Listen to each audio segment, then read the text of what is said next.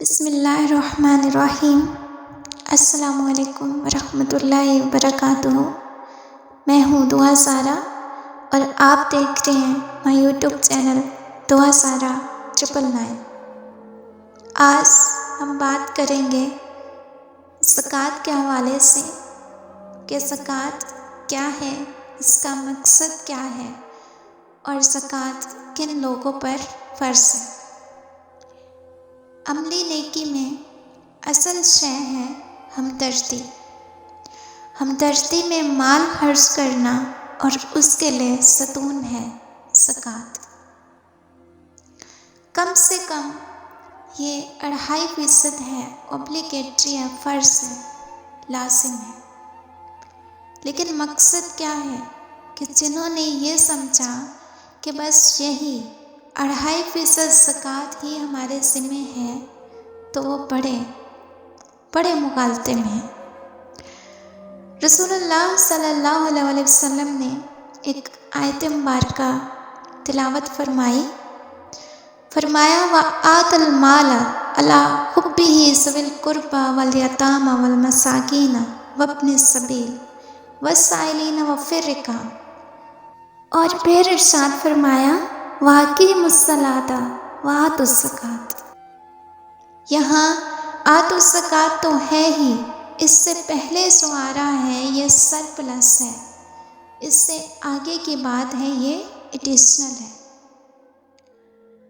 رسول اللہ صلی اللہ علیہ وسلم نے فرمایا اے مسلمانوں، یہ نہ سمجھنا کہ بس زکوٰۃ ادا کر دی تو تمہارے مال کا سارا حق ادا ہو گیا۔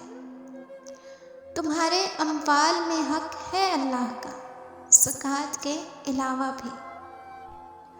اسی لیے انفقو کی جو تکرار ہے قرآن مجید میں، اسی بنا پر صحابہ کرام رضی اللہ تعالیٰ عنہ نے آپ صلی اللہ علیہ وسلم سے سوال کیا کہ حضور کتنا خرچ کریں؟ فرمایا جو بھی ضرورت سے زائد ہے دے ڈالو، یعنی خرچ کر ڈالو۔ Don't accumulate, don't retain anything۔ ایک ایسی حقیقت جسے سن کر آپ حیران ہوں گے کہ کیا رسول اللہ صلی اللہ علیہ وسلم نے کبھی زکوٰۃ دی؟ کبھی نصاب کے بقدر پیسہ آپ کے پاس جمع ہوا کہ آپ صلی اللہ علیہ وسلم اس پر زکوٰۃ دیتے یا آپ پر زکوٰۃ واجب ہوتی؟ جانتے ہیں ایسا کیوں ہے؟ کیونکہ کبھی آپ صلی اللہ علیہ وسلم نے مال رکھا ہی نہیں اپنے پاس۔ اور صرف رسول اللہ صلی اللہ علیہ وسلم ہی نہیں، جنہیں ہم کہتے ہیں فقراء صحابہ، یعنی حضرت ابو ہریرہ رضی اللہ تعالیٰ عنہ، حضرت ابو ذر غفاری، حضرت سلمان فارسی رضی اللہ تعالیٰ عنہ اور حضرت علی رضی اللہ تعالیٰ عنہ، یہ فقراء صحابہ میں سے تھے جنہوں نے کبھی اپنے پاس کچھ نہیں رکھا۔ حضرت علی رضی اللہ تعالیٰ عنہ کی جب شادی ہو رہی تھی حضرت فاطمہ سے، تو کوئی مکان نہیں تھا آپ کے پاس، کہاں لے کر جائیں؟ ایک انصاری نے حجرہ دیا اور اس میں حضرت فاطمہ ودا ہو کر گئی۔ زکوٰۃ 4 قسم کے اموال پر فرض ہے۔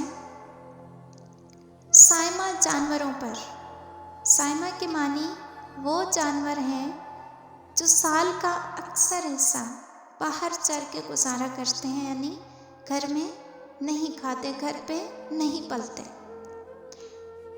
دوسرا ہے سونے چاندی پر، تیسرا ہے ہر قسم کے تجارتی مال پر، اور چوتھا ہے کھیتی اور درختوں کی پیداوار پر۔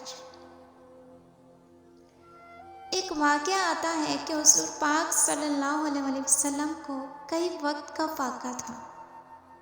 کچھ دیر کے بعد حضرت ابو بکر رضی اللہ تعالیٰ عنہ تشریف لائے اور آپ رضی اللہ تعالیٰ عنہ نے دیکھ کر آپ کو چہرے سے پہچان لیا کہ آپ صلی اللہ علیہ وسلم فاقے سے ہیں۔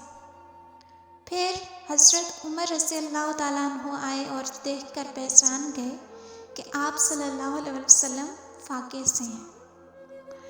رسول اللہ صلی اللہ علیہ وسلم شاید اپنے لیے نہ اٹھ کر جاتے، لیکن اپنے دونوں ساتھیوں کو لے کر ایک انصاری کے باغ میں پہنچے۔ انصاری کی عید ہو گئی، فوراً اس نے کھجوروں اور انگوروں کے گوشے سامنے پیش کیے اور پھر دوڑا کسی جانور کو ذبح کرنے۔ اس واقعے سے یہ ثابت ہے کہ مدینہ میں سب فاقے سے نہیں تھے۔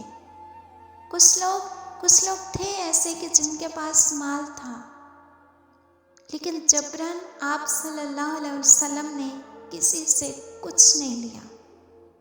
بہرحال پھر وہ گوشت بنا کر لایا، کھانا پیش کیا گیا، اور پھر آپ صلی اللہ علیہ وسلم نے ایک روٹی پر چند بوٹیاں یعنی گوشت کے چند ٹکڑے رکھے اور فرمایا یہ عائشہ کو دے آؤ، اسے بھی کئی وقت کا فاقہ ہے۔ اور پھر آپ صلی اللہ علیہ وسلم نے حضرت عمر کی طرف رخ کر کے فرمایا، عمر یہ ہیں وہ نعمتیں جن کا حساب دینا پڑے گا اللہ کے ہاں، اور یہ جو فرمایا الہاکم التکاثر میں کہ نعمتوں کا حساب لیا جائے گا، تو یہ ہے اصل میں انفاق کا معاملہ جو آپ پر چھوڑ دیا گیا ہے کہ جتنا بھی آپ میں جذبہ ہے، جتنا بھی آخرت کا یقین ہے، اتنا ہی آپ پسند کریں گے کہ آخرت کے بینک میں جمع کروائیں۔ یہاں کے بینکس میں کیوں جمع کروائیں؟ یہاں کتنا دے دیں گے آپ کو؟ 10%، 20%، جبکہ وہاں 700 گنا ملتا ہے۔ How to keep in these banks? حضرت مسیح کا پہاڑی کا جو واعظ ہے، جو کہ بہت مشہور ہے، سرمن آن دا ماؤنٹین، بہت ہی خوبصورت الفاظ میں بیان فرمایا، اور جہاں تک مواعظ کا تعلق ہے، جو حضرت مسیح کے مواعظ آئے ہیں ان سے اونچے کوئی واعظ ممکن ہی نہیں۔ اسی میں یہ جملہ بھی ہے کہ دیکھو اپنے مال زمین پر جمع نہ کرو، جہاں چوری بھی ہوتی ہے، ڈاکہ بھی پڑتا ہے اور کیڑا بھی خراب کرتا ہے۔ آسمان پر جمع کرو، جہاں نہ چوری کا اندیشہ ہے، نہ ڈاکے کا خوف، اور نہ کیڑا خراب کر سکے۔ فرمایا اسی لیے میں تم سے سچ کہتا ہوں کہ جہاں تمہارا مال ہوگا وہیں تمہارا دل ہوگا۔ جب مال یہاں ہوگا تو دل بھی یہیں اٹکا ہوا ہوگا، اور جب فرشتے آپ کی جان کو گھسیٹ کر کھینچیں گے جیسے سیخ پر سے کباب کھینچا جاتا ہے، اور اگر دل وہاں لگا ہوا ہے پھر تو کوئی پریشانی نہیں، کیونکہ جہاں مال وہیں دل۔ تو یہ معاملہ ہے انفاق کا۔ اس میں ایک قانونی سطح ہے۔